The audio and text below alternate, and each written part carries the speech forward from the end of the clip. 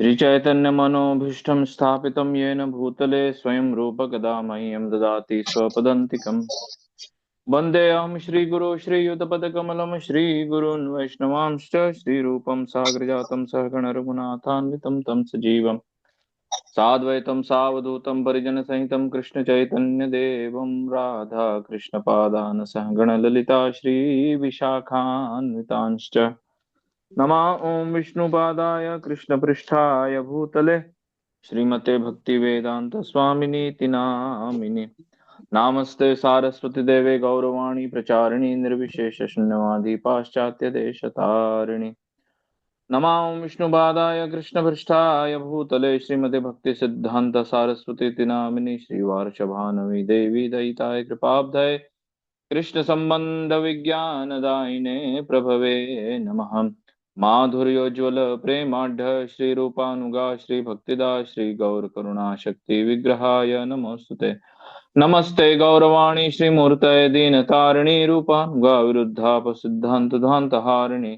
नमो गौर किशोराय साक्षात् वैराग्यमूर्तये प्रलंबार सांबोधे पादाम्बुजाय ते नमः नमो भक्ति विनोदाय सच्चिदानंद नामिने गौर शक्ति स्वरूपाय रूपानुगावराय ते गौर आविर्भाव भूमिस्त्व निर्देष्ट सज्जन प्रिय वैष्णव सार्वभौम श्री जगन्नाथाय ते नमः वाञ्छाकल्पतरुभ्यश्च कृपा सिन्धुभ्य एव च पतितानां पावनेभ्यो वैष्णवेभ्यो नमो नमः नमो महावदन्नाय कृष्ण प्रेम वृदायते कृष्णाय कृष्ण चैतन्य नाम्ने गौरतश्वे नमः पंचतत्वात्मकं कृष्णं भक्तरूपस्वरूपकं भक्तावतारं भक्ताख्यं नमामि भक्तिशक्तिकं हे कृष्ण करुणा सिंधु दीनबंधु जगत्पतये गोपेश गोपिका कांत राधा कांत नमोस्तुते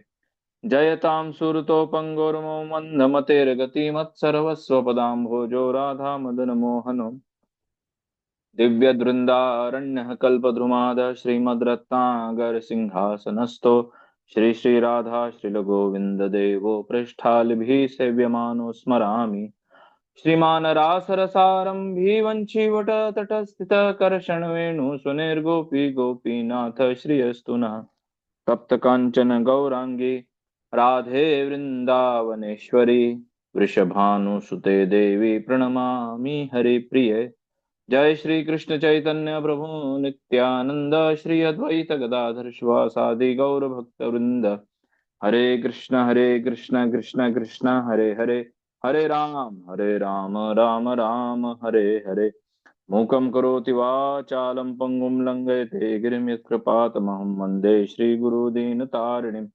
परमानन्दमाधवं श्रीकृष्ण चैतन्य ईश्वरं भक्त्यानापराधलक्ष्यश्च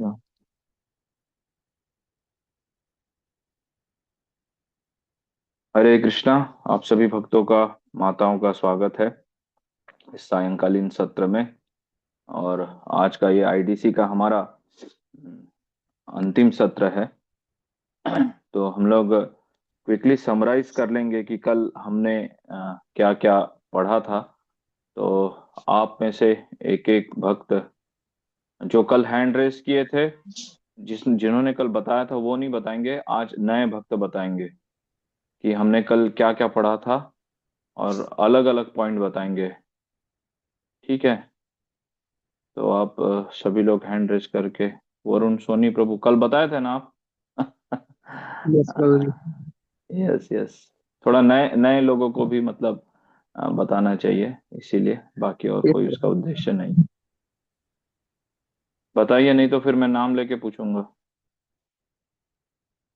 एक एक पॉइंट बताइए। और जिनका कैमरा ऑफ है कृपया करके कैमरा ऑन कर लीजिए आप सभी। माता कुछ दो भक्तों का कैमरा ऑफ दिख रहा है।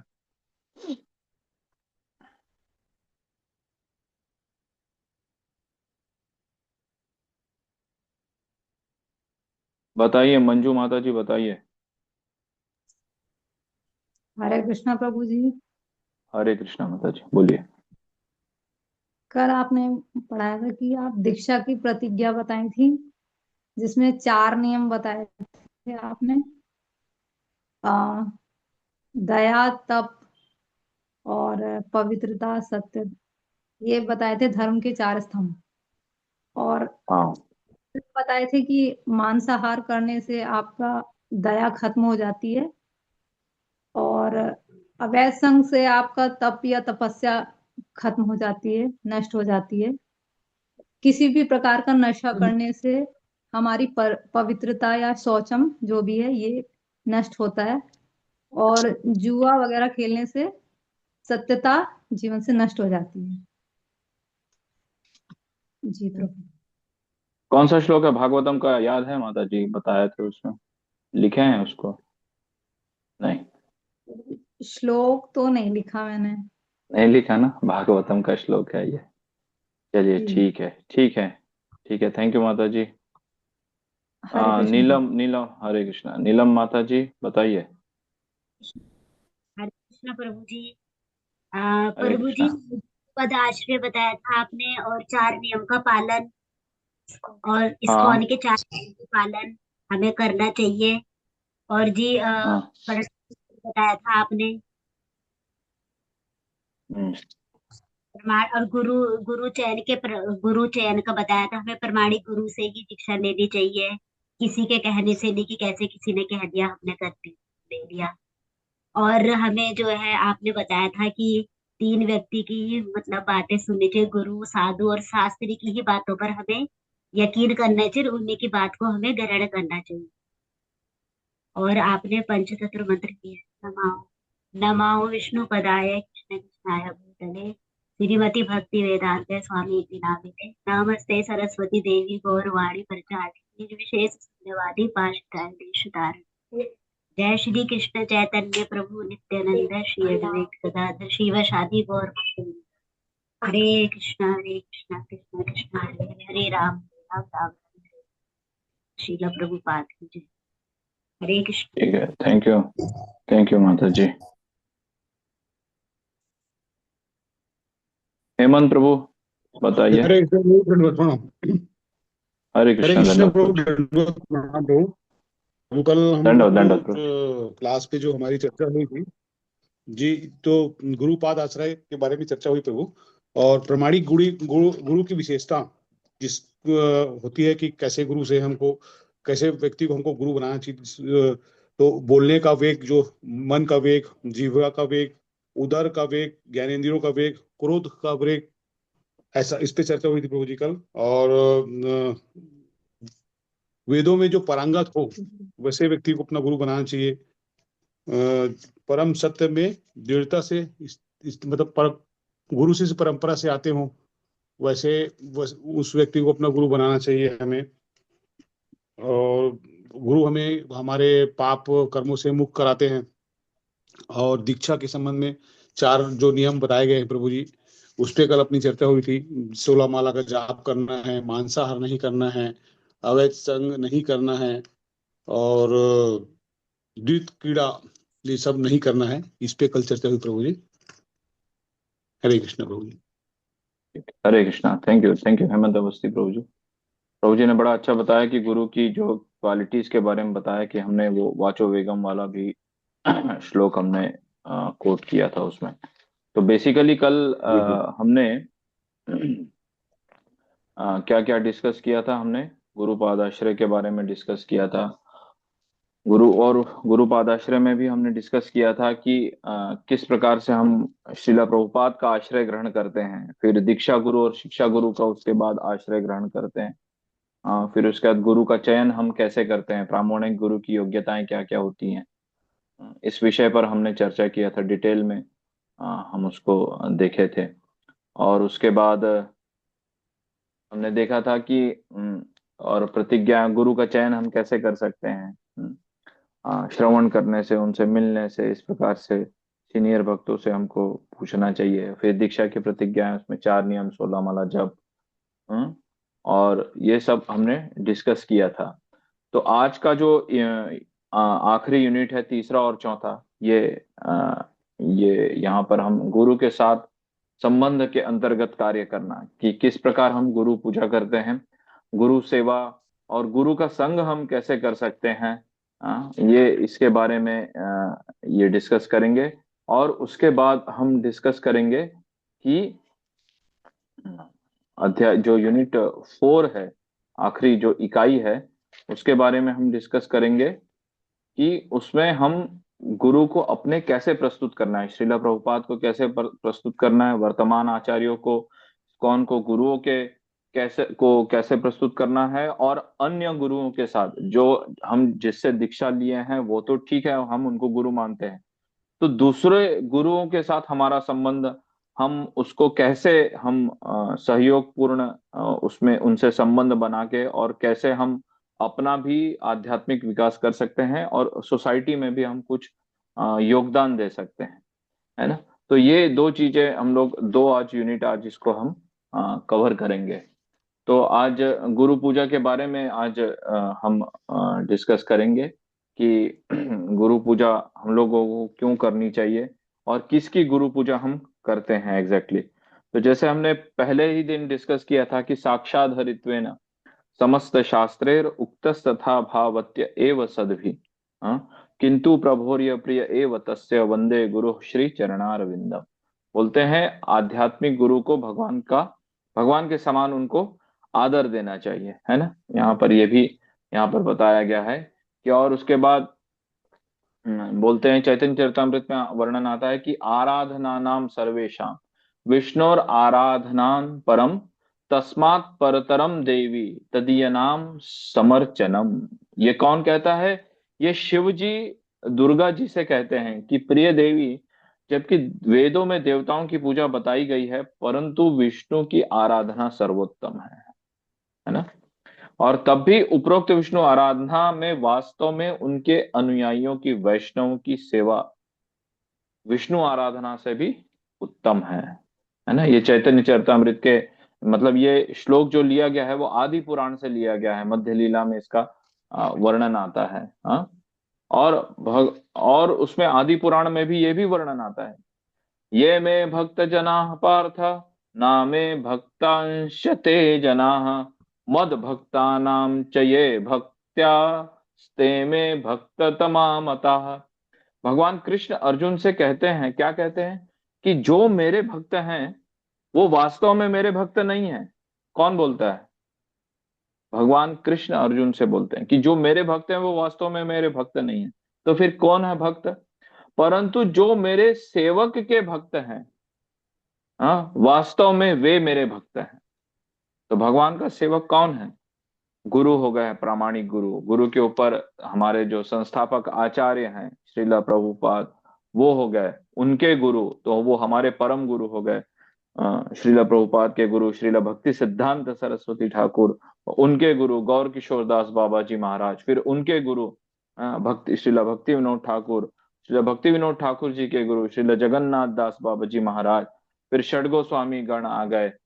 फिर इस प्रकार से ये परंपरा ऊपर चलते जाती है। तो बोलते हैं कि जो अ, मेरे भक्त के सेवक हैं, जो मेरे सेवक हैं, उनके जो भक्त हैं, दास दासानुदास। इसीलिए गौड़ीय परंपरा में हम देखते हैं कि गोपी भर्तु पद कमलयोर दास दासानुदास, हमारे जीवन का एक ही उद्देश्य होना चाहिए कि हमको भगवत यदि प्राप्ति करनी है तो हमको भगवान के भक्तों के भक्तों के भक्तों के भक्तों का हमको दास बनना पड़ेगा। इसका अर्थ होता है दास दासानुदास दासानुदास दासानुदास।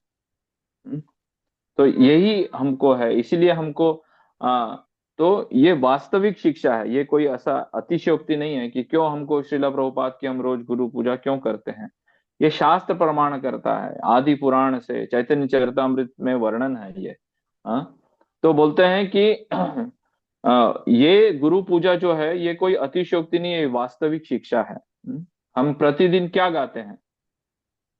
गुरुमुख पद्म वाक्य चित्तते कोरियाक्य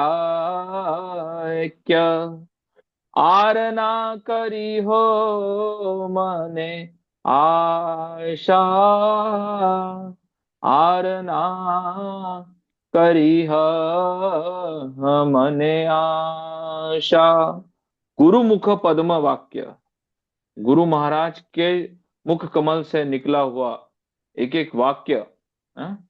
गुरु मुख पद्म वाक्य, हाँ? चित्त ते कोरिया ऐक्य, जो चित्त को वो करता है, एकाग्र करता है।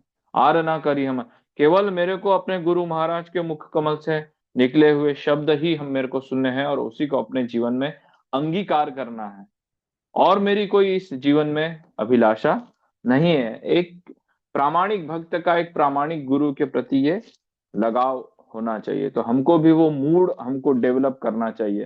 तो बोलते हैं कि श्रीला प्रभुपाद बताते हैं कि अनुवाद यह है कि जो भी हम सफलता प्राप्त कर रहे हैं आध्यात्मिक जीवन में या कृष्ण भावनामृत आंदोलन में, ये केवल गुरु महाराज के वाक्यों के ऊपर जो है एक भक्त का विश्वास, जो श्रीला प्रभुपाद इसी चीज को दोहराते हैं कि मेरे गुरु महाराज के वाक्यों पर मेरा पूर्ण विश्वास था, इसीलिए मैं ये इतनी सफलता अर्जित कर पाया। अदरवाइज मेरा कोई इसमें मतलब कंट्रीब्यूशन नहीं है। ये तो एक भक्त की विनम्रता है। श्रीला प्रभुपाद तो इतने विनम्र भक्त हैं कि वो सारा क्रेडिट अपने गुरु को देते हैं। तो यही यहाँ पर ये बताया गया है।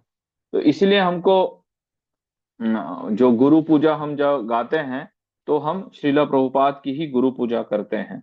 हाँ, और कभी कभी हम इस्कॉन में गुरुओं की भी पूजा करते हैं, जैसे व्यास पूजा के दिन हो गया, या फिर कहीं गुरु आ रहे हैं तो भी हम उनकी पूजा करते हैं। वहां पे ही उनके शिष्य यदि रहते हैं तो उनकी गुरु पूजा करते हैं।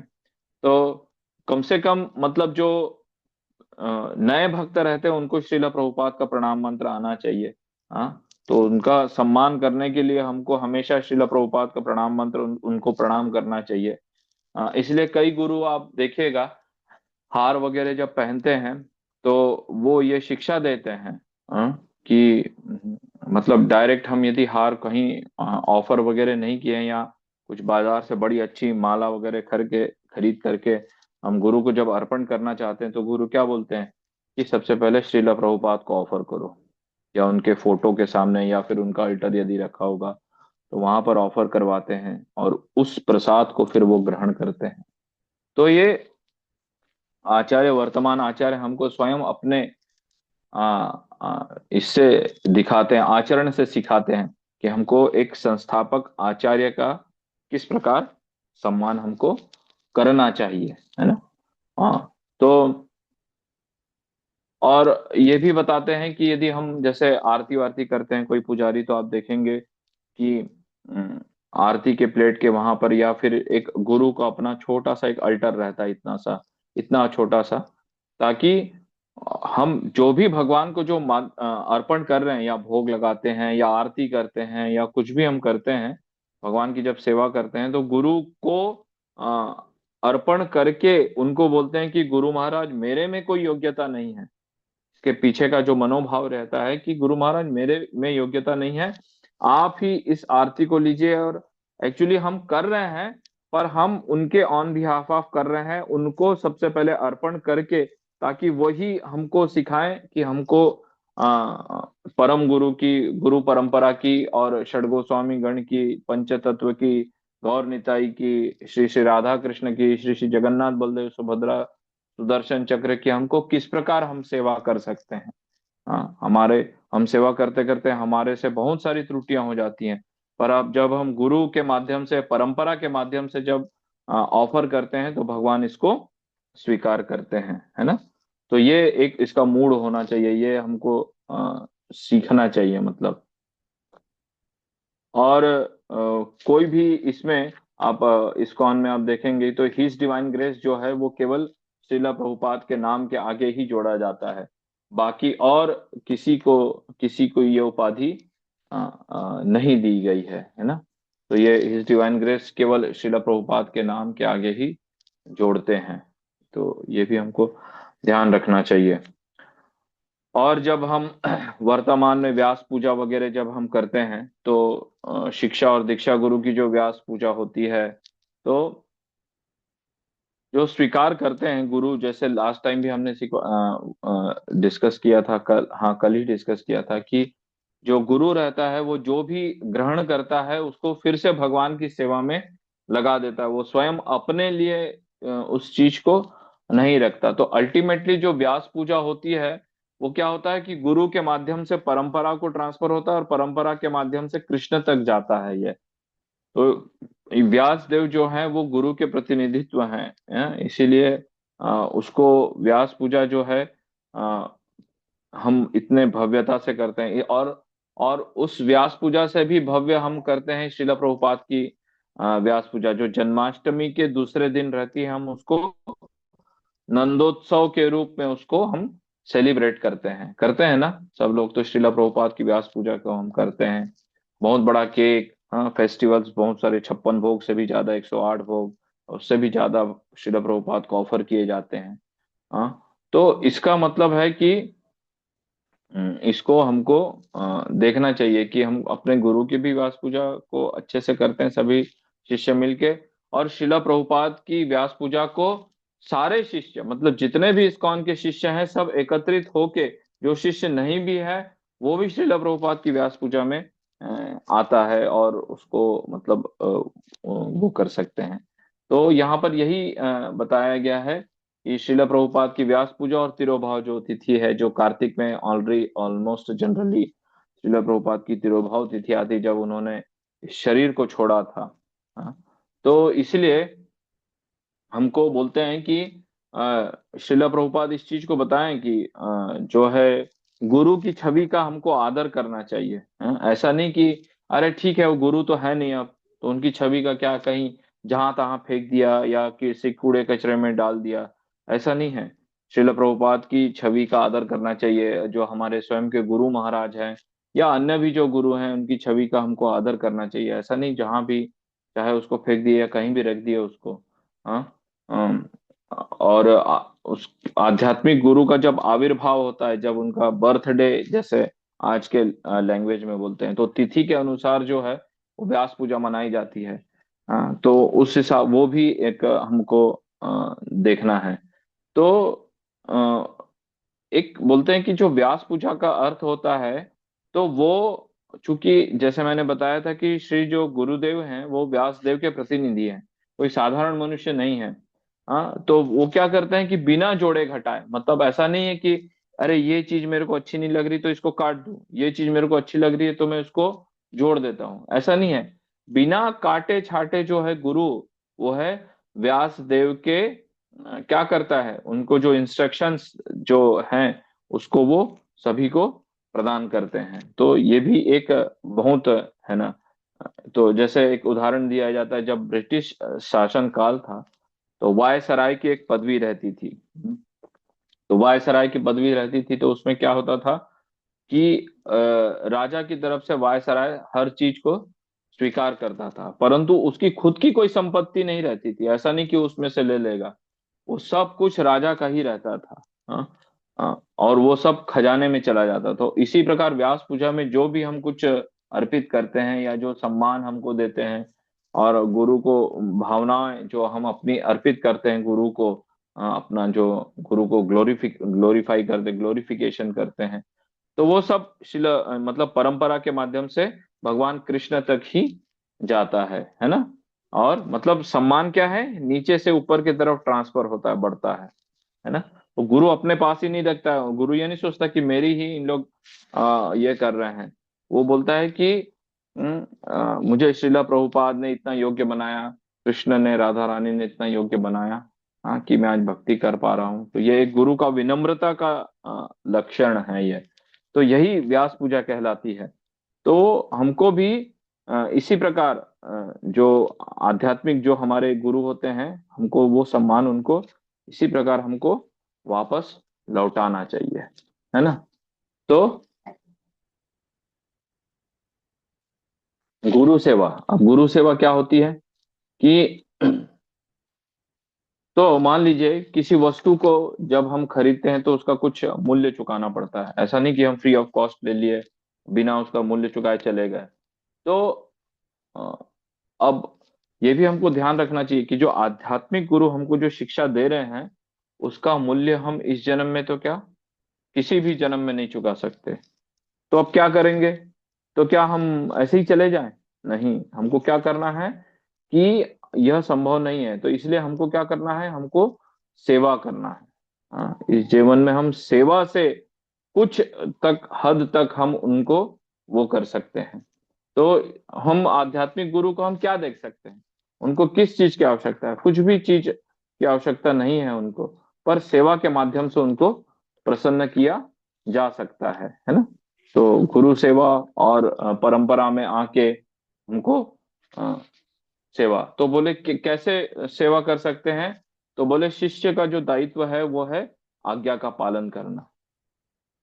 गुरु ने जो इंस्ट्रक्शंस दिए हैं उसको, उसकी आज्ञाओं का पालन करना, ये चैतन्य महाप्रभु का संदेश भी है। और ये क्या किया है चैतन्य महाप्रभु ने, क्या बोलते हैं कि पृथ्वी ते आछे जत्र नगर आदि ग्राम, सर्वत्र प्रचार होइबे मोर नाम। मतलब पृथ्वी में जितने भी नगर और ग्राम हैं वहां पर मेरे नाम का प्रचार अवश्य होगा। कौन कहता है, चैतन्य महाप्रभु कहते हैं।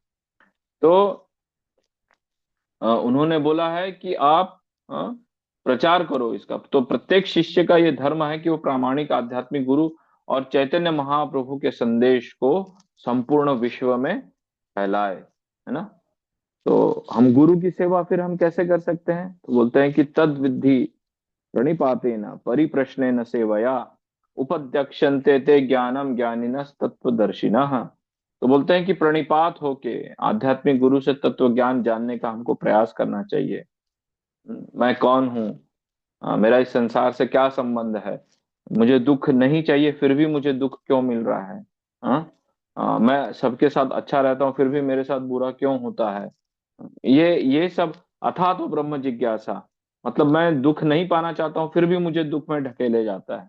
तो ये अथा तो ब्रह्म जिज्ञासा हम गुरु से हमको करना चाहिए, और श्रद्धा पूर्वक उनसे हमको प्रश्न पूछना चाहिए।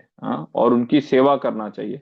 शुश्रूषा बोलते, शुश्रूषा मतलब क्या होता है कि सेवा कैसी करनी चाहिए गुरु की, डायरेक्टली, मतलब जैसे गुरु महाराज के लिए यदि कोई कुकिंग कर रहा है पर हमारे में इतनी पात्रता नहीं है हम गुरु महाराज के लिए कुकिंग कर सके, तो कुछ सब्जियां वगैरह या फल वगैरह कुछ लाके दे दिए, कुछ कटिंग कर दिए बैकअप सर्विस में, कुछ बर्तन उनके धो दिए। कोई प्रभु जी जब उनकी कोई सेवा कर रहे हैं गुरु महाराज की, तो उनके कुछ कपड़े धो दिए उनसे विनम्रता पूर्वक निवेदन करके। और उनको कपड़े को सुखा दिए या फिर उनकी सेवा कर दिए। या गुरु महाराज के यदि वो परमिशन देते हैं तो उनको, उनके चरण भी हम दबा सकते हैं। उनको मसाज दे सकते हैं यदि वो परमिट करते हैं तो। और फिर इस प्रकार अलग अलग कुकिंग करके उनको सर्विंग करके, उनके लिए गाड़ी ड्राइव करके, उनको कहीं से पिकअप करके, या फिर नहीं हो पा रहा है तो कुछ भी नहीं हो पा रहा है, हमारे गुरु महाराज यहाँ पे नहीं रहते, दूर रहते हैं, तो हम उनको लक्ष्मी के रूप में लक्ष्मी भेज करके उनकी कुछ सेवा कर सकते हैं। तो इस प्रकार से हम भगवान की गुरु की हम सेवा कर सकते हैं। तो इसी प्रकार हमको क्या होता है कि गुरु सेवा से में क्या होता है कि उनकी हमको शरणागति हमको पूर्ण रूप से हमको स्वीकार करनी चाहिए। ऐसा नहीं, और बिना अहंकार के उनकी सेवा करनी चाहिए। अहंकार हम नहीं होना चाहिए, अरे मैं सबसे गुरु महाराज का अच्छा भक्त हूँ इसलिए मुझे ऐसी सेवा मिली है, ऐसा अहंकार हमको नहीं करना चाहिए। हाँ।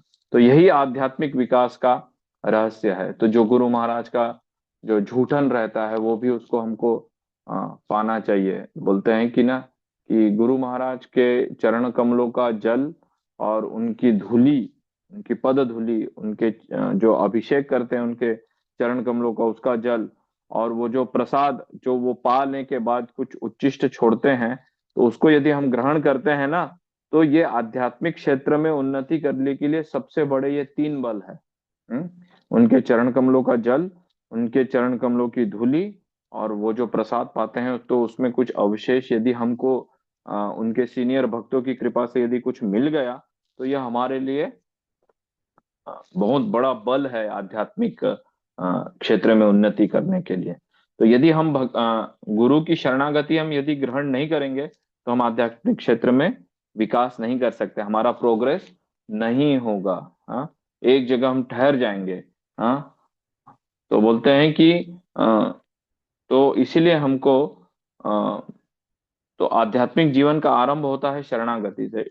शिष्य, शिष्य का अर्थ क्या होता है कि जो शिष्यत्व को स्वीकार करे, जो डिसिप्लिन को स्वीकार करे। यदि वो शिष्यत्व को नहीं स्वीकार करेगा तो वो शिष्य कैसे कहलाएगा? श्रीला प्रभुपाद बताते हैं इस चीज को। तो इसीलिए हमको शरणागति बहुत इंपॉर्टेंट है गुरु के प्रति। तो हमको उनका सख्ती से निर्देशों का पालन हमको करना चाहिए और प्रयास करना चाहिए। यदि नहीं हो पा रहा है तो उन्हीं से प्रार्थना करनी चाहिए कि शक्ति बुद्धि हीन आमी अति दीन करो मोरे आत्मसात। मेरे में कोई शक्ति नहीं है गुरु जी ये सब करने की, पर आप ही मुझे शक्ति प्रदान कर सकते हैं। तो प्रार्थना में बहुत बल रहता है। हम अपनी भावनाओं को गुरु के समक्ष, डीटीज के समक्ष हम प्रस्तुत करते हैं, बोलते हैं। तो हमको ऐसा नहीं समझना चाहिए कि अरे मेरे गुरु मेरे से बहुत दूर हैं तो वो नहीं सुन पाएंगे, या भगवान यहाँ से दूर हैं, देखा तो नहीं है कुछ, कौन सुनेगा मेरी प्रार्थना को। ऐसा नहीं है। भगवान और गुरु प्रार्थनाओं को सुनते हैं। और विशेष करके कब सुनते हैं प्रार्थना? जब वो ग्रुप में की जाती है। संकीर्तन जो कहा जाता है ना, संकीर्तन, वो इसी का नाम है। वो संघ में यदि संकीर्तन किया जाता है तो उस प्रार्थना को सुना जाता है। तो मान लीजिए जैसे संकीर्तन वगैरह निकल रहा है तो कुछ उन्नत कोटि के भक्त उस संकीर्तन में, आंदोलन में भाग लेते हैं, तो हम लोग भी पीछे पीछे चले जाते हैं, चलो हाँ ठीक है संकीर्तन कर लेते हैं। तो जब संकीर्तन होता है तो भगवान सुनते हैं, गुरु सुनते हैं कि अरे वाह, यहाँ पे सब लोग कर रहे हैं, है ना। तो जैसे मान लीजिए कि किसी कंपनी में सैलरी बढ़ाना है, यदि मैं ही जाके बोलूंगा कि हाँ मेरा सैलरी बढ़ाओ बढ़ाओ सैलरी बढ़ाओ, तो बोलेगा हाँ ठीक है चल भगो यहाँ से हटाओ। पर यही मैं यदि यूनियन बनाकर लेके जाऊंगा, 10 लोगों को इकट्ठा करके या 100 लोगों को इकट्ठा करके, तो वो वहां का जो मेन बॉस है वो बोलेगा अरे ठीक है आ जाओ इधर, क्यों हल्ला कर रहे हो, क्यों चिल्ला रहे हो, शांति से बैठ के बात करते हैं अपन, क्या है डिस्कस करना है, फट से बढ़ जाएगा। तो मतलब क्या है कि भौतिक इसमें भी हम देखते हैं ना कि मोर्चा निकालना पड़ता है किसी भी चीज के लिए, अकेले यदि हम करेंगे। इसलिए वैष्णव आचार्य क्या बोलते हैं कि एकाकी आमार नाही पाय बल, हरि नाम संकीर्तने तुम्ही कृपा कोरी श्रद्धा बिंदु दिय। हाँ? तो बोलते हैं कि मैं अकेला हूं, मेरा हरि नाम के प्रति कोई रुचि नहीं है। पर जब हम भक्तों के संग में हरि नाम करते हैं, संकीर्तन आंदोलन में भाग लेते हैं, तब कृष्ण देखते हैं अरे इसमें से मेरे कुछ चुनिंदा भक्त हैं जो बहुत अच्छे से कई सालों से भक्ति कर रहे हैं, वो भी आए हुए हैं। तो वो पूछते हैं ये क्या करना है, बोले क्या डिमांड है तुम्हारी? तो वो भक्त बोलता है कि अरे सबको सेवा दो प्रभु, सबको। बोले दे दो पक्का, सबको सेवा देना है? बोले हाँ सबको देना है सेवा, किसी को नहीं छोड़ना। ठीक है बोले तुम बोल रहे हो इसलिए सबको सेवा दे देते हैं, चलो ठीक है मिल गई सबको सेवा। तो ऐसे उन्नत भक्तों के साथ रह के हमको भी भगवान की सेवा मिलती है। तो इसीलिए भक्तों के संग में हमको रहना चाहिए। हमारे में कोई योग्यता नहीं रहती है, पर जो वहां पर शुद्ध भक्त या जो इस आंदोलन को अग्रसर मतलब अग्रेसित करता है, तो उसके साथ रह के हमको उनकी कृपा से हमको भगवान की कृपा मिलती है। इसीलिए भक्तों की कृपा से हमको भगवान की कृपा प्राप्त हो जाती है। तो ऐसे शुद्ध भक्त कैसे? श्रील प्रभुपाद जैसे शुद्ध भक्तों की शरण हमको ग्रहण करनी चाहिए, उनके प्रामाणिक प्रतिनिधियों की हमको शरण ग्रहण करनी चाहिए। हाँ, तभी हमारा कल्याण हो सकता है। तो यदि हम नियमों का त्याग करके अपने मर्जी से कुछ भी करेंगे कि हाँ तो उसको बोलते हैं कि मत्त हाथी का अपराध बोलते हैं। मत्त जो पागल हाथी नहीं रहता है, हाँ पागल हाथी का अपराध होता है। तो यह भक्ति लता को जड़ से उखाड़ करके फेंक देता है और टुकड़े टुकड़े कर देता है, और पूरी भक्ति लता हमारी टूट जाती है। तो ऐसा अपराध कब होता है? जब गुरु के कब होता है? जब हम गुरु के निर्देशों की अवमानना करते हैं। अरे ठीक है ले लिए दीक्षा, हो गया हमारा काम हो गया, छोड़ो हटाओ, अब कहाँ वो गुरु भी नहीं देख रहे हैं, कुछ भी नहीं देख रहे हैं। 4 नियम में जो नियम मानना है मानो, जो नियम नहीं अच्छा लगता है तोड़ दो। आज लगता है प्याज लहसुन खा लेंगे, खा लेते हैं, कल लगता है मांसाहार कर लेंगे, कर लेंगे। परसों कोई बहुत अच्छी लड़की, या कल परसों कोई पर पुरुष दिख गया उसके साथ संग कर लेंगे। मतलब ये डिग्रेडेड मानसिकता यदि हमारे अंदर आ गई और हम नियम को ताक पर रख के सब कुछ छोड़ देंगे, तो वो पागल हाथी के बाद उसको कहा गया है। ये बहुत इंपॉर्टेंट है, इस चीज को हमेशा याद रखना चाहिए। हाँ, कि ये पागल हाथी, मदमत्त हाथी के जैसे इसका अपराध है। ये सारे जैसे कोई पागल हाथी यदि किसी बगीचे में घुस जाएगा ना, तो वो सारा तहस नहस कर देगा। इतना सुंदर जो बगीचा बनाया है छोटा सा, यदि पागल हाथी घुस गया तो हर चीज नष्ट हो जाएगी, कुछ भी नहीं बचेगा, मतलब हमारा सारा भक्ति विनष्ट हो जाएगा। तो इसलिए हमको ऐसे आध्यात्मिक गुरु के अपराध से हमको हमेशा बचना चाहिए। ये सबसे बड़ा है अपराध है, गुरु की अवज्ञा हमको नहीं करनी चाहिए। और जैसे यदि कोई उनके निर्देशन से यदि भटक गया ना, तो फिर वो सारी भक्ति की जो लता पता है उसकी धीरे धीरे वो सूखने चालू हो जाती है। तो जीवन का जो मेन उद्देश्य है वो गुरु आज्ञा में रहना। हाँ, शिष्य का जीवन यही होता है कि गुरु के निर्देश में रहे, दीक्षा गुरु के निर्देश में रहे, और वो स्वयं को किसी विषय वस्तु से भ्रमित हुए बिना सदैव उनके निर्देशों के विषय में विचार करे। विश्वनाथ चक्री ठाकुर भगवत गीता में बोलते हैं कि शिष्य को इसकी चिंता नहीं करनी चाहिए कि वो भगवत धाम वापस जाएगा या नहीं, अरे मेरा कैसे होगा क्या होगा। कि पहली चिंता होनी चाहिए कि गुरु की आज्ञा का पालन कर पाएगा कि नहीं। हाँ, उसको हमको कैसे मैं उनकी आज्ञा का पालन करूं, उनके बारे में हमेशा चिंतन करना चाहिए। यही चिंतन पूर्ण चिंतन होता है। और केवल चिंता नहीं करना, बस सोचना है पर करना नहीं है कुछ। अरे गुरु महाराज बोले हैं मंगल आरती जाना चाहिए, हाँ जाना चाहिए, मैं सोच रहा हूँ उसके बारे में सोच रहा हूँ, पर सोते सोते सोचता हूँ मैं। उठ के नहीं सोचूंगा। तो हमको ऐसा प्रयास नहीं करना चाहिए। ठीक है, प्रयास करना चाहिए कि हमको मेन मेन दिनों में, कम से कम संडे में जिस दिन छुट्टी होती है, या फिर फेस्टिवल्स जो मेन मेन रहते हैं, माधव तिथि भक्ति जननी जतने पालन कोरी, बोलते कि जो माधव तिथियां हैं वो भक्ति को प्रदान करने वाली हैं। तो ऐसे इसमें भी भक्तों का संग करना चाहिए, या जब कभी लगता है कि हाँ आज ज्यादा कुछ कार्य नहीं, तो वहां पर भक्तों के साथ बैठ के, पर हफ्ते में कम से कम एक दो बार, या पास में यदि सेंटर है हमारा या मंदिर है, तो हमको रोज जाने का हमको प्रयास करना चाहिए। या फिर कम से कम सुबह उठ के ऑनलाइन के माध्यम से हमको भक्तों से जुड़ना चाहिए जप करते समय। ये भी हम कर सकते हैं। अ, तो प्रयास करना चाहिए हमको। तो इसी इसी से हमको इस प्रकार से हम गुरु की सेवा कर सकते हैं, उनके निर्देशों का पालन करके। तो शिष्य का अर्थ यही बताया गया है कि हमको नियमों का हम पालन करें, गुरु की आज्ञा में रह के, और गुरु के शरण में जाकर हमको संपूर्ण हृदय से उनकी सेवा करने का हमको प्रयास करना चाहिए। इसलिए बोलते हैं ना कि यस्य प्रसादात भगवत प्रसादो, यस्य प्रसादात न गति कुतोपि। बोलते हैं कि जैसे विश्वनाथ चक्रवर्ती ठाकुर अपने गुरुअष्टक में गाते हैं कि गुरु की सेवा करके हमको कृपा प्राप्त करने से भगवान की कृपा प्राप्त हो जाती है। जैसे भागवतम में वर्णन आता है कि देवहूति और करदम मुनि का, करदम मुनि जो बहुत भगवान के बड़े शुद्ध भक्त थे, और देवहूति उनकी बहुत अच्छे से उनकी सेवा की, तो उनको सारे आध्यात्मिक उपलब्धियों का लाभ मिल गया। बहुत दुर्लभ दुर्बल हो गई थी वो उनकी सेवा कर करके, पर करदम मुनि ने ऐसा उनको आशीर्वाद दिया। तो इसी प्रकार हमको प्रामाणिक गुरु की भी हमको सेवा करने से भगवान और गुरु की, भगवान की और गुरु की कृपा हमको साथ साथ प्राप्त होती है। इसलिए हमको आध्यात्मिक गुरु की हमको सेवा करनी चाहिए।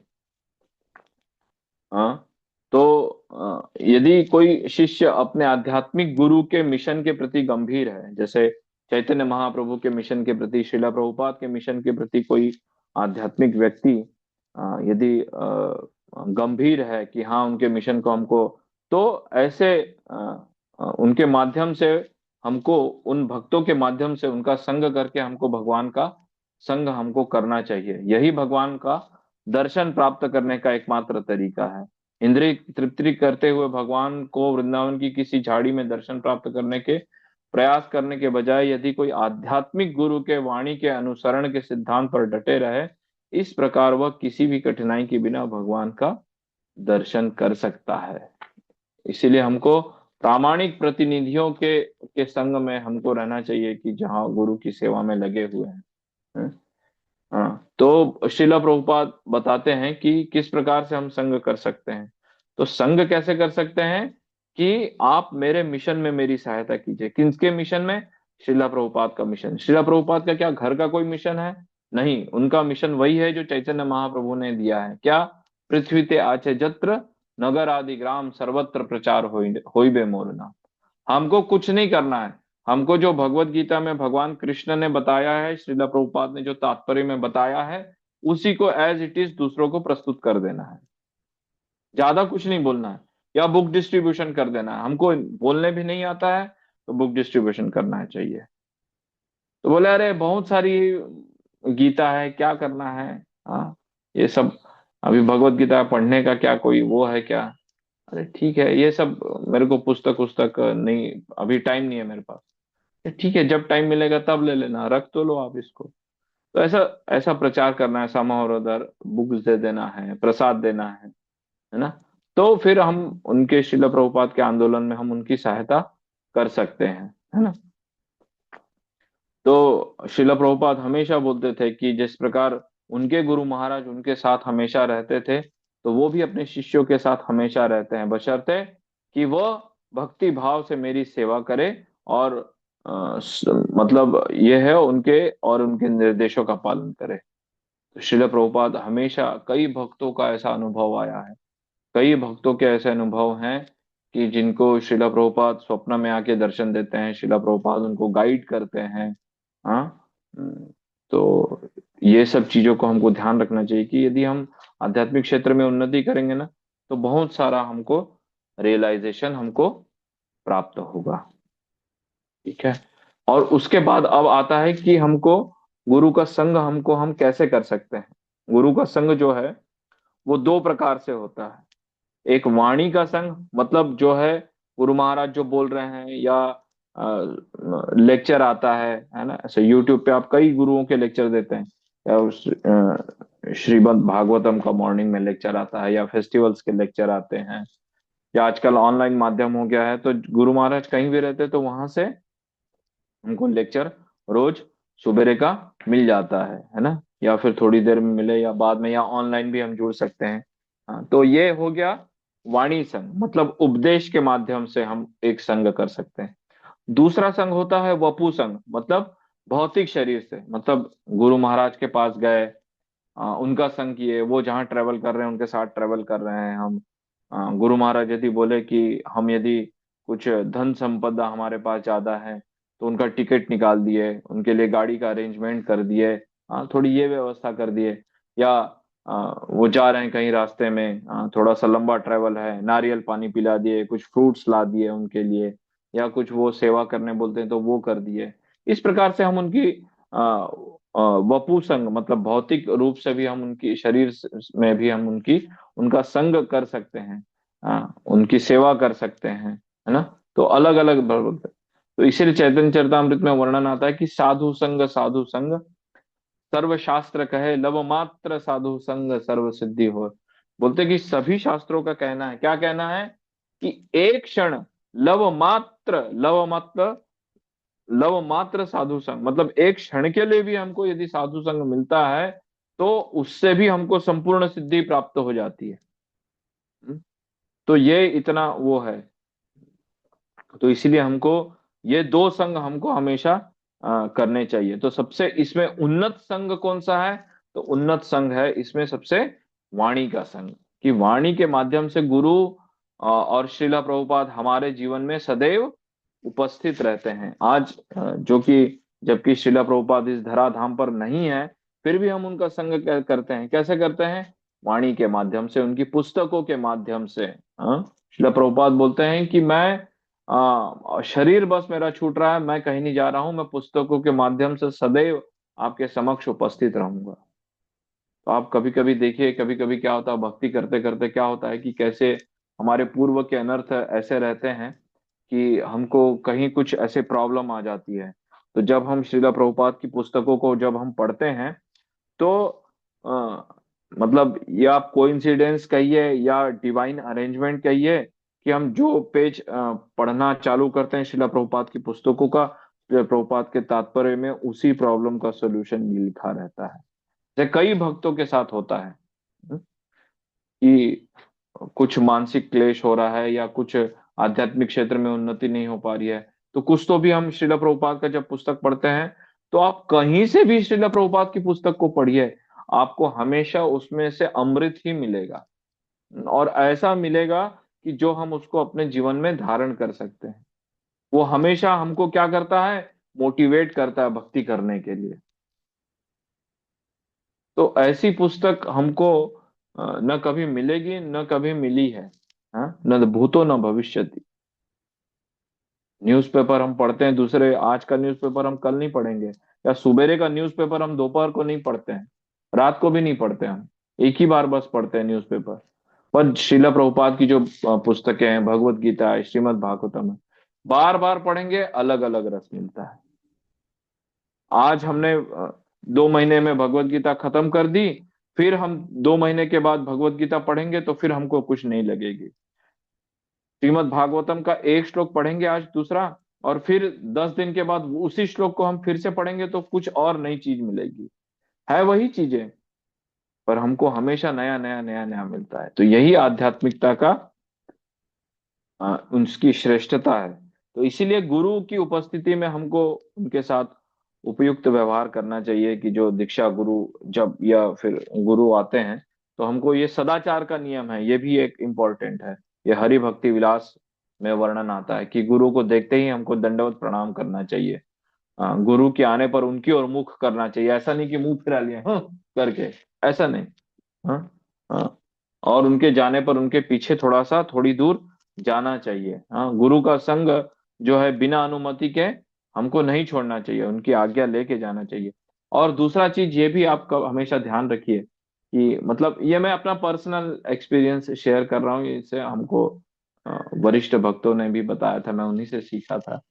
तो हम जैसे कभी यात्रा वगैरह में हम जाते हैं, या वृंदावन मायापुर गए, इस्कॉन के मंदिर में रुके हैं, या फिर कभी कभी वृंदावन में हमको इस्कॉन के अंदर तो गेस्ट हाउस मिलता नहीं है किसी को भी, रेयरली किसी को मिल गया होगा तो मिल जाए, तो हम बाहर ही रुकते हैं। श्रील प्रभुपाद को हम प्रणाम करते हैं, उनकी समाधि में प्रणाम करते हैं, फिर कृष्ण बलराम मंदिर हम चले जाते हैं दर्शन करने, सप्त देवालयों का दर्शन करते हैं, सब करते हैं।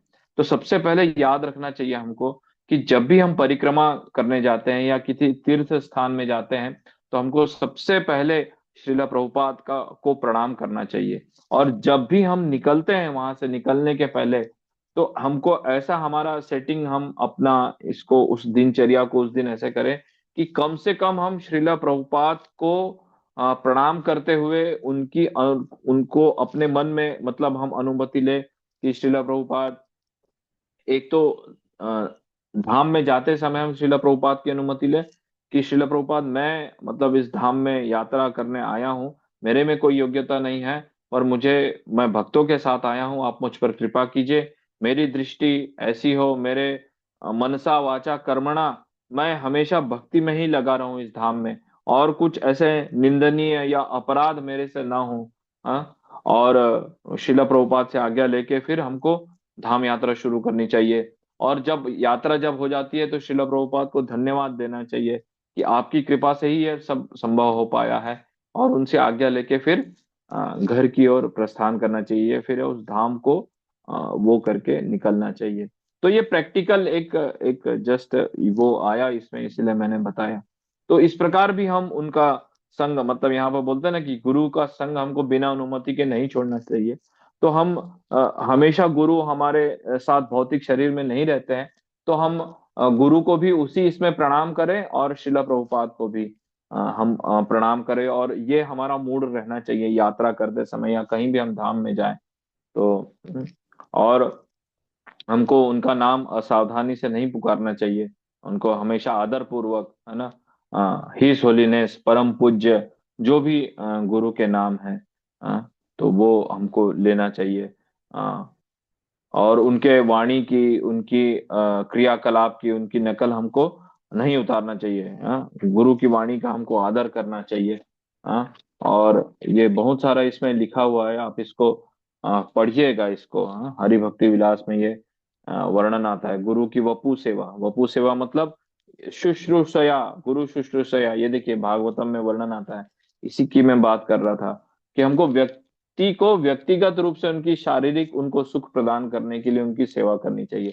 जैसे नहलाना, कपड़े पहनाना, उनका बिस्तर लगाना, उनके लिए भोजन बनाना, यही गुरु शुश्रूषया कहलाता है। मतलब उनकी इस प्रकार से हमको सेवा करनी चाहिए, एक साधारण सेवक बन करके। कि जो भी संपत्ति शिष्य के पास है वह गुरु सेवा में लगानी चाहिए। ये कौन बताता है? श्रीमद् भागवतम का कथन है, 7वें स्कंद का 7वें अध्याय का 30वां और 31वां श्लोक है। और गुरु कैसे रहते हैं? वज्र के समान कठोर रहते हैं और पुष्प के समान कोमल रहते हैं गुरुदेव। अपने सिद्धांतों के प्रति बहुत कठोर रहते हैं, बहुत सारी तपस्या करते हैं गुरु महाराज। हाँ, परंतु कभी कभी वज्र की तरह कठोर भले ही क्यों ना हो, पर और इसके पुष्प के समान वे कोमल रहते हैं वो, ऐसा। तो बोलते हैं कि प्रामाणिक गुरु की उनके संबंधियों की भी हमको मतलब उनका सम्मान करना चाहिए। या मान लीजिए कोई गुरु सन्यासी नहीं है और गृहस्थ में है वो गुरु, और उनकी पत्नियों को, उनके बेटों का, उनके संबंधियों का भी हमको सम्मान करना चाहिए। जो सन्यासी हो चुके हैं गुरु, तो वो भी कभी कभी अपने क्षेत्र में जाते हैं, तो उनकी माँ या उनके सगे संबंधी भी आते हैं मंदिर में, तो हमको उनको भी प्रणाम करना चाहिए। अ,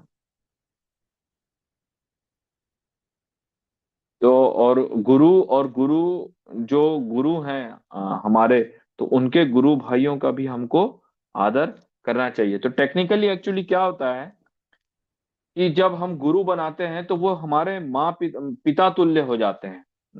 गुरु हम जब एक मतलब एक साधारण इस लोकल लैंग्वेज में जब हम देखते हैं कि असली हमारे गुरु जो हैं वो हमारे असली पिता हो जाते हैं। किसमें? क्यों? क्योंकि वो हमको आध्यात्मिक जन्म प्रदान करते हैं, है ना। तो एक हमारे पिता तो हो गए कि जो हमको माता पिता के संग से हमको ये भौतिक शरीर प्राप्त हुआ, उनका सम्मान करना है। और दूसरे हमारे पिता होते हैं हमारे आध्यात्मिक गुरु, जो हमको आध्यात्मिक जीवन फिर से प्रदान करते हैं ताकि हम आध्यात्मिक क्षेत्र में उन्नति करें। हाँ, तो जो उनके गुरु भाई हैं तो वो हमारे क्या हुए? चाचा गुरु हो गए। और जो गुरु के गुरु हैं वो हमारे क्या हुए? दादा गुरु। जैसे शिला प्रभुपाद हमारे दादा गुरु हुए, और जो वर्तमान आचार्य हैं वो हमारे क्या हुए? चाचा गुरु। एक तरह से ये भी हम संबंध ऐसा भी हम स्थापित कर सकते हैं। तो हमको जिस प्रकार हम अपने चाचा को हम सम्मान देते हैं, पिता के समान ही सम्मान देते हैं। चाचा मतलब क्या है? पिता के समान ही है ऑलमोस्ट, क्योंकि उसी लाइनेज में, उसी वंश में वो आते हैं। तो हमको गुरु के जो गुरु भाई रहते हैं उनको भी हमको वैसे ही प्रणाम हमको करना चाहिए। इसलिए भक्त का क्या होता है हमेशा कि वैष्णव सदाचार में उसको पारंगत होना चाहिए, और उसका पालन करना चाहिए, और उसको संरक्षित करके रखना चाहिए वैष्णव सदाचार को। इन सब चीजों को है ये छोटी छोटी बातें, पर इसका हमको ध्यान रखना चाहिए। गुरु से यदि हम कोई जिज्ञासा करते हैं तो कोई ऐसे मतलब चैलेंजिंग वे में नहीं करना चाहिए, या चुनौतीपूर्ण इससे नहीं करना चाहिए। हाँ, मैं ये वाला कठिन प्रश्न पूछता हूँ गुरु से, देखता हूँ उनको टेस्ट करके क्या होता है। हाँ, तो हमको हमेशा गुरु से ऐसे प्रश्न पूछने चाहिए जो जिज्ञासु श्रेय उत्तमम उत्तम, मतलब जो भौतिक विद्या से परे हो। आध्यात्मिक क्षेत्र के बारे में हमको गुरु से प्रश्न करना चाहिए। अरे गुरु महाराज मेरा नौकरी कब लगेगा? गुरु महाराज मेरा नौकरी लगवा दीजिए, मेरे को पैसा कब मिलेगा ज्यादा? मेरे को सुंदर पत्नी कैसे मिलेगी? मेरे मेरे को उसके बारे में कुछ मंत्र दीजिए गुरु महाराज। ये सब चीजें हमको मतलब जाके गुरु से इसके बारे में हमको डिस्कस नहीं करना चाहिए। मैं आध्यात्मिक क्षेत्र में कैसे उन्नति करूंगा, इन सब चीजों के बारे में हमको जिज्ञासा करनी चाहिए, या हमको प्रश्न पूछना चाहिए। हाँ, तो गुरु की जो वाणी का है, जो है वपु का अर्थ है शारीरिक मौजूद, मतलब हमेशा गुरु की वाणी हमको हमेशा प्राप्त होती रहेगी। कैसे? तो बोलते हैं कि वपु का सबसे बड़ा उदाहरण यदि कोई है तो वो है भगवत गीता। आज से 5000 वर्ष से भी ज्यादा पहले सुनाई गई थी। किसने सुनाई थी? भगवान कृष्ण ने। किसको सुनाई थी? अर्जुन को सुनाई थी। तो वो आज भी वो भगवत गीता हमारे साथ मौजूद है। इवन दो सशरीर भगवान कृष्ण और अर्जुन नहीं है, तो भी भगवत गीता के रूप में भगवान कृष्ण की वाणी हम सब तक पहुंच रही है। इवन दो श्रीला प्रभुपाद इस सशरीर में नहीं है, पर उनके लिखे हुए तात्पर्य जो पुस्तकें हैं वो आज भी विद्यमान है। तो ये संघ जो है वपु संघ, मतलब वाणी का जो संघ है वो वपु संघ से भी, मतलब भौतिक शरीर से भी यदि ज्यादा इंपॉर्टेंट है तो वो है वपु संग से इंपॉर्टेंट है वाणी का संग। वाणी का संग सबसे ज्यादा इंपॉर्टेंट है, तो इसीलिए वाणी वपु से अधिक महत्वपूर्ण है ना। तो अ, तो बोलते हैं कि हमको क्या करना है कि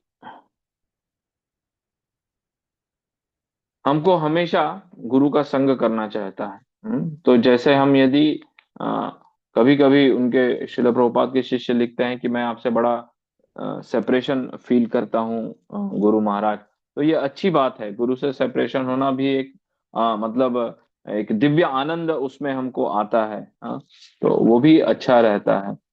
तो ये इसके बारे में है। और उसके बाद हमको गुरु को किस प्रकार से हमको प्रस्तुत करना चाहिए श्रीला प्रभुपाद को।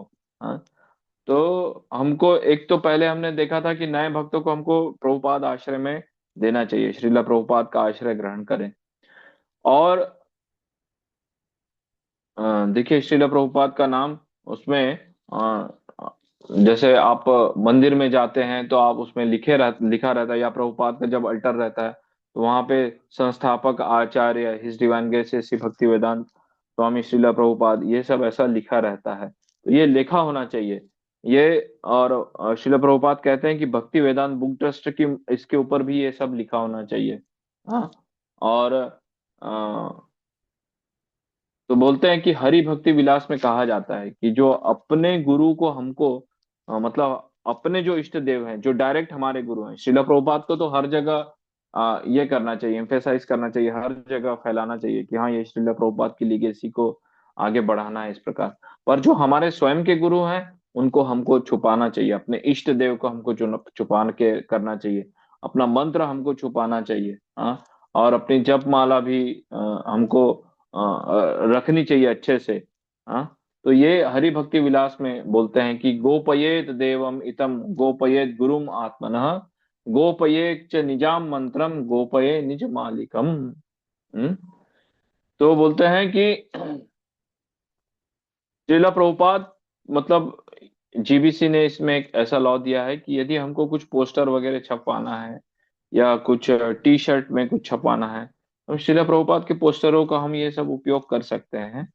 पर हमको अपने गुरु के मतलब जप माला में गुरु का वो है, बैज लगाया है, टोपी लगाई है, या फिर टी शर्ट में अपने गुरु का पोस्टर छपवा रहे हैं, इन सब चीजों को हमको करने से हमको बचना चाहिए। तो इस्कॉन में जो शिक्षा और दीक्षा गुरु की जो तस्वीरें हैं वो श्रीला प्रभुपाद से आधे से भी छोटी होनी चाहिए। आप देखेंगे कि बहुत बड़ा मतलब श्रीला प्रभुपाद के समकक्ष या उससे बड़ा पोस्टर अपने गुरु का नहीं होना चाहिए।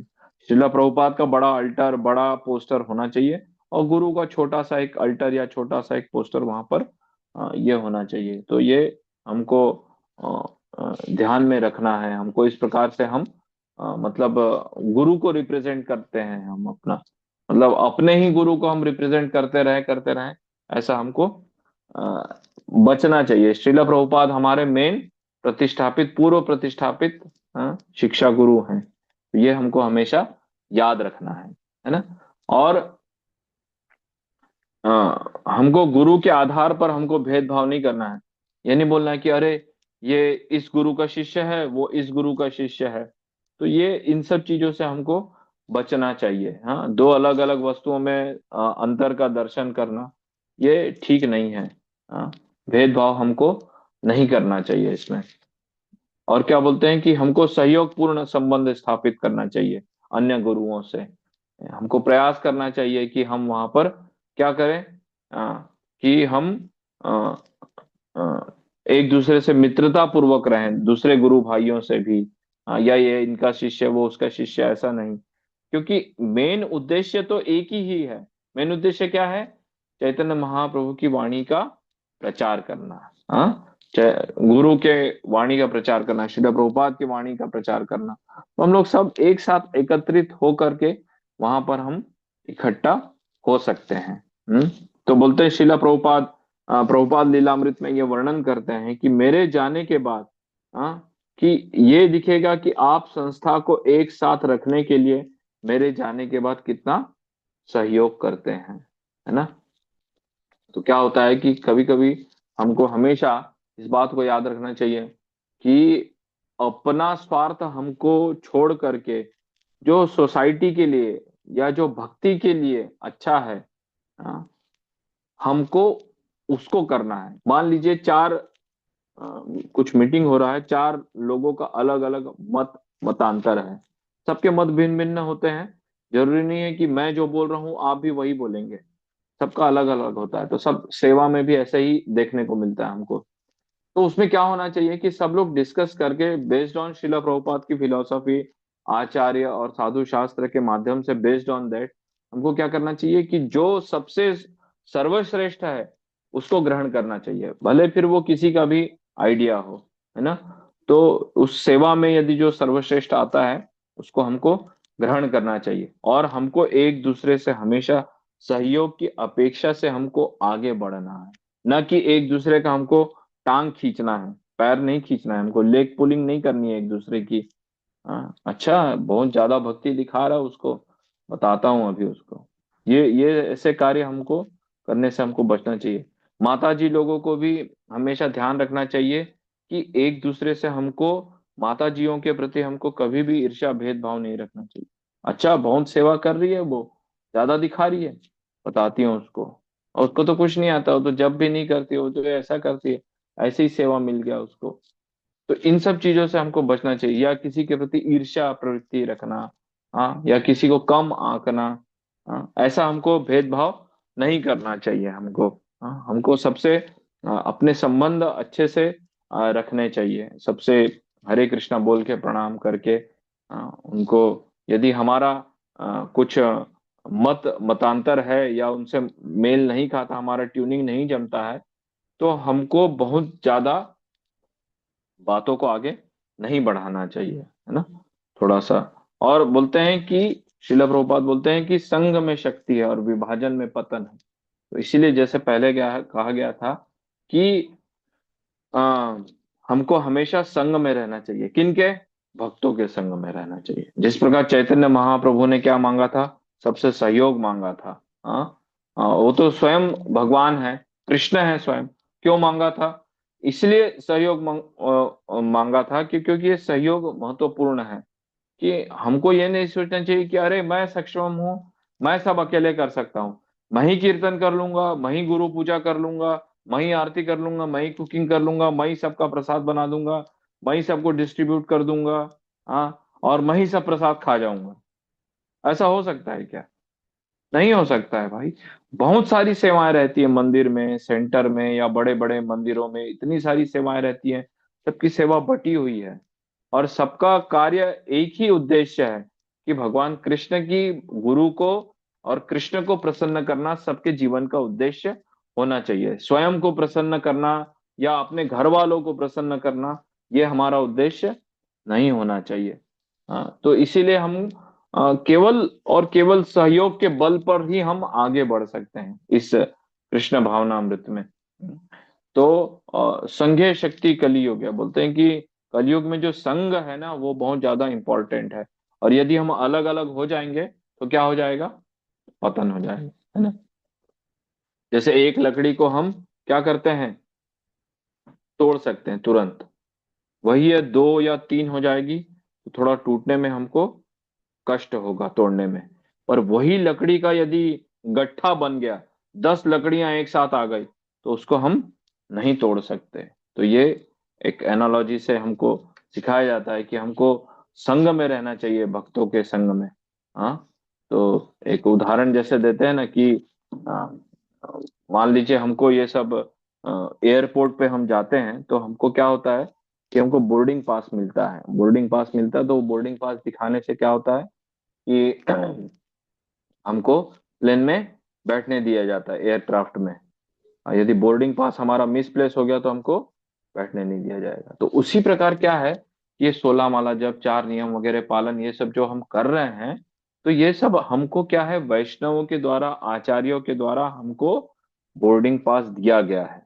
हाँ, अब यह है कि हम भगवत धाम कब जाएंगे, जब हमारा प्लेन आएगा या जब हमारे ऊपर विशेष कृपा होगी कि अब समय आ गया है, चलो भगवत धाम चलना है। हाँ, तब तक बोर्डिंग पास लेके हमको बैठना है, चुपचाप वेट करना है अपने एयरक्राफ्ट का, कब अनाउंसमेंट होगा और कब जाना है।